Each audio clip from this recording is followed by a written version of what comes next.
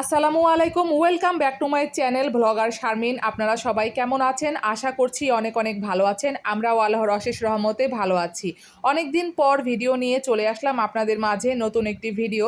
তো যাই হোক, নতুন হলেও কিন্তু এটা পুরাতন বলতে হচ্ছে আমি যে বন্ধের সময় ভিডিওগুলো করেছিলাম, তো সেগুলোই আপনাদের সাথে শেয়ার করব।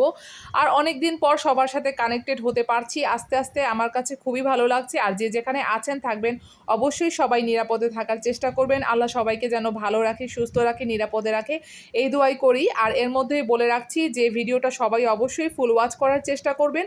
আর অবশ্যই এখন একটা লাইক দিয়ে তারপর ভিডিওটা দেখা শুরু করবেন, কারণ অনেকে আছে ভিডিওটা দেখতে দেখতে কিন্তু লাইক দিতে ভুলে যায়। এর জন্য বলছি যে আপনারা একটা লাইক দিয়ে তারপর ভিডিওটা কন্টিনিউ করা শুরু করেন। আর এই তো লাল শাক এনেছিল সাফিনের বাবা, তো আমি আজকে আর কি ওই দিন যেদিন আর কি রান্না করেছিলাম, তো ভিডিও তো আপলোড করছি আজকে, এর জন্য আজকে বললাম।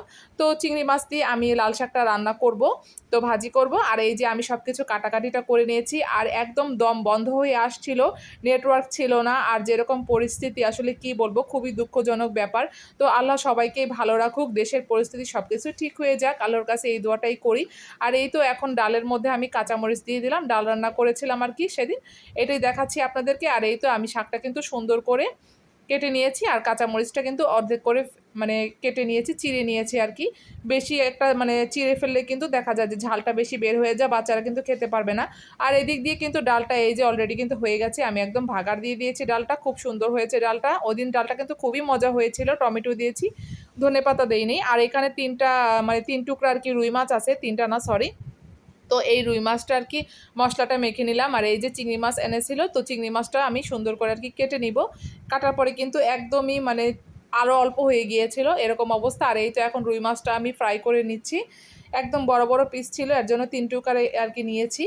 এই তো রুই মাছ কিন্তু আমার ভাজা অলরেডি হয়ে গেছে। তো যাই হোক, আমার চ্যানেলটা বা আমার ভিডিওটা যদি আপনাদের ভালো লেগে থাকে, তাহলে অবশ্যই আপনারা সাবস্ক্রাইব করে দিবেন, সাবস্ক্রাইব করে দিয়ে আমার পাশে থাকবেন। আর নতুন নতুন অনেক বন্ধু পাচ্ছি, আমি কিন্তু দেখতে পাচ্ছি, তো সবাইকে আমার মানে তরফ থেকে অনেক অনেক ভালোবাসা রইল।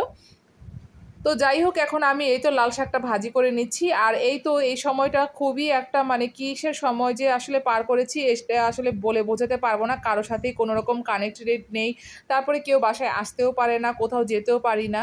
তো দেশের এরকম পরিস্থিতি, আসলে কোথাও আসলে যাওয়ারও কোনো কথা না। তারপরও দেখা যায় যে অনেক সময় কিন্তু যেতে মন চায় বাহিরে, কিন্তু কিছুই করার নেই, যেতে পারছিলাম না। তো আলহামদুলিল্লাহ, আল্লাহ আস্তে আস্তে সব কিছু ঠিক করে দিবে, আল্লাহর কাছে দোয়া করি এটাই, আল্লাহর কাছে। আর এই তো এখন আমি কিন্তু রসুন আর পেঁয়াজটা সুন্দর করে ভেজে নিয়েছি, তারপরে এর মধ্যে চিংড়ি মাছ দিয়ে দিলাম। তো লবণ আর হলুদের গুঁড়া দিয়ে একটু নাড়াচাড়া দিয়ে নিচ্ছি, সুন্দর করে একটু ভাজা ভাজা করে নিচ্ছি। তারপরেই কিন্তু আমি এর মধ্যে আবার লাল শাকটা দিয়ে নেব। আর এই তো শুকনো মরিচও কিন্তু দিয়েছিলাম। আর আমার এটা পছন্দের একটা রান্না, কি বলবো আসলে, একদম অস্থির লাগে এই রেসিপিটা, আমার কাছে খুবই ভালো লাগে, অনেক মজা লাগে। তো যাই হোক, এটা হলে মনে হয় অনেকগুলো ভাত আসলে খাওয়া যায়, পেট ভরে খাওয়া যায়। তো এই তো চিংড়ি মাছটা একটু ভাজা ভাজা করে নিলাম। এখন আমি সুন্দর করে এই যে শাকটা কেটে নিয়েছিলাম, তো শাকটা আমি দিয়ে দিলাম কাঁচামরিচ সহ। তো এখন এই তো শাকটাতে কিন্তু আসলে লবণ কিন্তু বুঝে শুনে দিতে হয়, যেহেতু শাক কিন্তু রান্নার পরে কমে যায়, এর জন্য কিন্তু লবণটা খুব আসলে সতর্কতার সাথেই দিতে হয়। তো অনেক সময় দেখা যায় যে ভুলবশত আমরা কিন্তু বেশি দিয়ে ফেলি, কিন্তু সাবধানে, এই ব্যাপারে কিন্তু সতর্ক হতে হবে। লবণ বেশি হলে কিন্তু আসলে শাকে খাওয়া যায় না একদমই। তো যাই হোক, এই রান্নাটা, এই রেসিপিটা আমার ছেলেও পছন্দ করে, বড় ছেলেও পছন্দ করে। আর স্কুলও তো বন্ধ, আসলে বাচ্চারা কেমন যেন আসলে ঘরের মধ্যে কেমন হয়ে যাচ্ছে, কি করবে আসলে। আর বাচ্চাদের আসলে খুবই কষ্ট হয়ে যাচ্ছে, কিছু করার নেই আসলে। তো যাই হোক, এই তো এখন আমি শাকটা রান্না করে নিচ্ছি। তো আলহামদুলিল্লাহ, শাকটা মজা হয়েছিল অনেক খেতে। আর কি বলবো, আসলে সব কিছু মিলিয়ে আল্লাহর কাছে দোয়া করি, আল্লাহ যেন সব কিছু ঠিক করে দেয়, সহি সালামতে যেন সবাই থাকতে পারে। তো যাই হোক, আসলে ভিডিও করতেও কিন্তু মন চাচ্ছিল না, তারপরেও আর কি যতটুকু পেরেছি ভিডিওটা করে নিয়েছি আর কি। অনেক সময় করেছি, অনেক সময় করিনি ভিডিও, কারণ যেহেতু মনটা ভালো না, মন ভালো না থাকলে কিন্তু আসলে কিছুই করতে ভালো লাগে না। তো যাই হোক, এই তো লাল শাক কিন্তু আমার রান্না করা কিন্তু এই তো অর্ধেকটা কিন্তু হয়ে গেছে, মানে অর্ধেকটা কাজ কিন্তু হয়ে গেছে। এখন আমি একটু পানি দিয়ে দিলাম, তারপরে শাকের থেকে কিন্তু অনেকটাই পানি উঠবে, এর জন্য কিন্তু বেশি পানি দেওয়া যাবে না। আর এই তো ঢেকে দিলাম শাকটা।